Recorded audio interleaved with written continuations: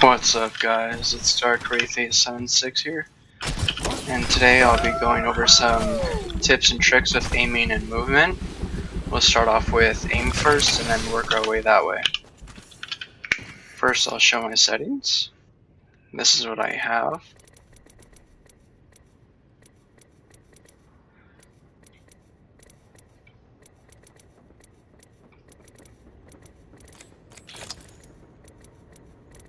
I run a 0.90 in-game sensitivity because it's just easier that way.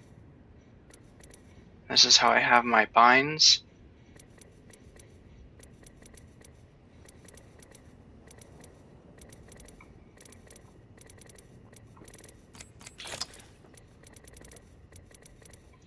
You don't have to copy my settings, this is just how I run it.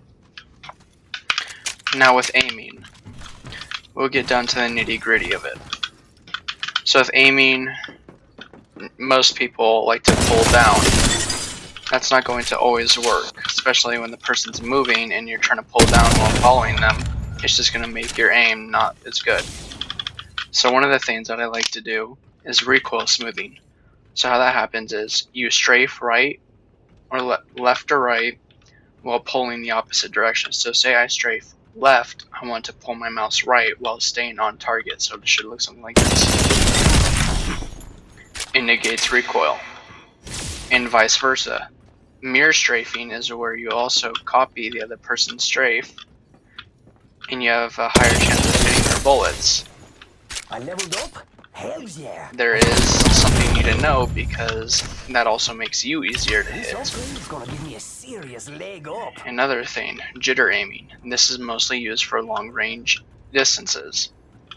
And what it does is it completely negates recoil at a long distance. It works by rapidly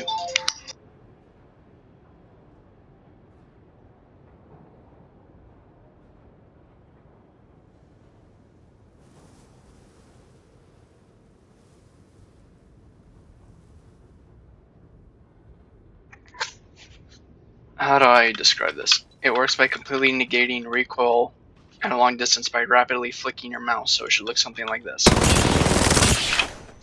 Well, not exactly like that, it's hard to do. It should look something like that. Now we'll get on with movement. We'll start off with the easiest.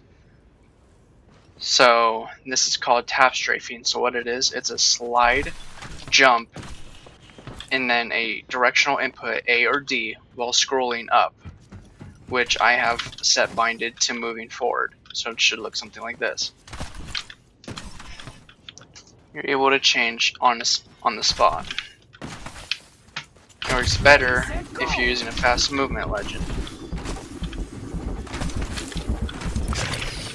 And it's basically useful for doing other stuff too, like lurch strafing, which I'm not exactly qualified to teach yet.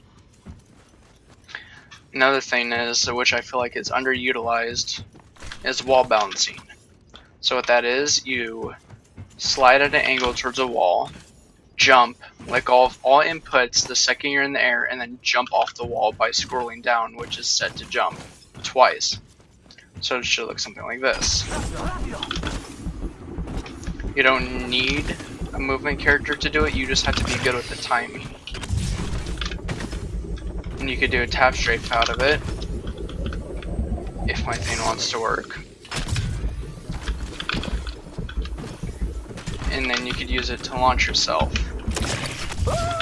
The lower the surface, the harder it is to do a wall bounce.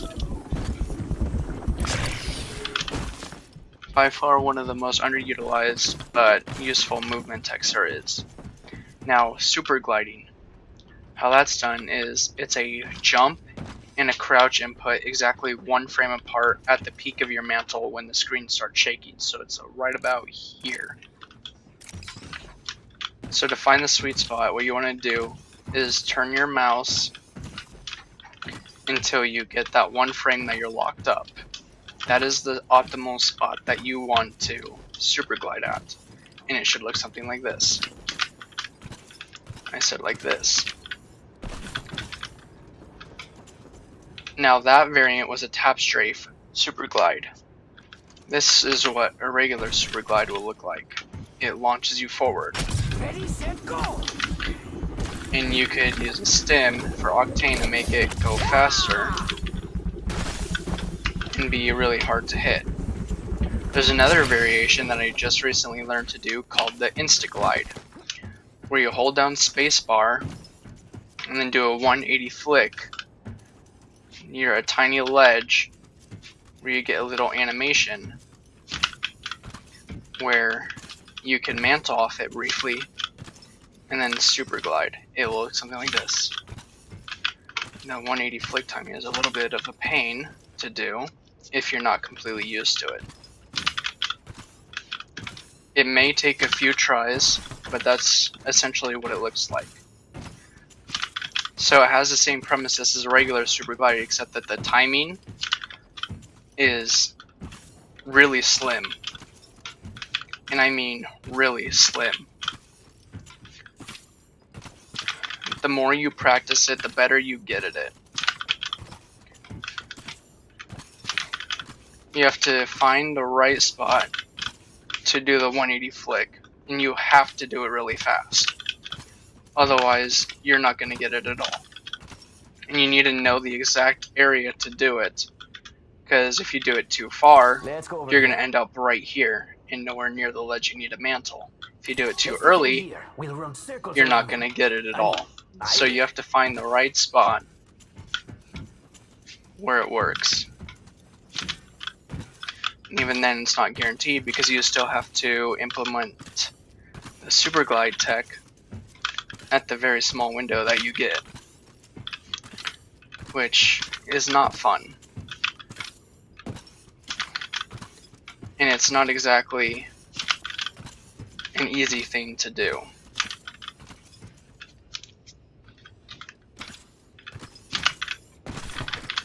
But once you are able to master this tech, it is probably the most rewarding by far. Because it lets you do some pretty crazy shit that not the ordinary player base can do. And then we'll get on to super jumping.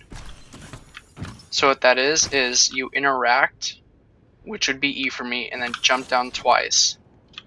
It should boost you a lot higher than normal. Again, you want to jump down twice as soon as you interact with the zip line.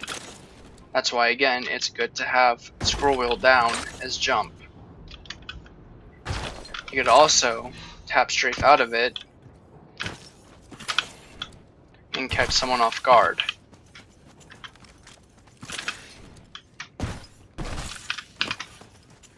And then that's pretty much all I have for now for this tutorial. And I'll see you guys in the next one whenever I make it. Peace.